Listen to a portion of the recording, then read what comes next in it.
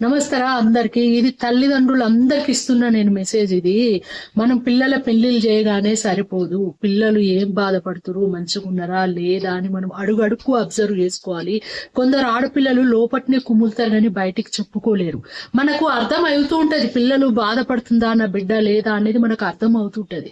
Maximum సర్ది చెప్పడానికి ప్రయత్నించండి, మీరు అండా ఉండడానికి ప్రయత్నించండి. ఏదో పెళ్లి చేసినాం ఇక మాకెందుకు లేదు దులుపుకున్నట్టుగా, ఏం దాని సావు అది సావని అన్నట్టుగా ఎవరు అట్లా ఉండకండి. ముఖ్యంగా అన్నదమ్ములు కూడా కొంచెం బాధ్యతగా ఉండాలి. ఎందుకంటే అందరూ ఒకేలాగా ఉండరు మగవాళ్ళు. కొందరు నిజంగా ఆడపిల్లల్ని హింస పెట్టేటోళ్ళు, టార్చర్ పెట్టేటోళ్ళు, అసలు కొట్టేటోళ్ళు, అసలు నానా యాగి చేసేటోళ్ళు చాలా మంది ఉంటారు.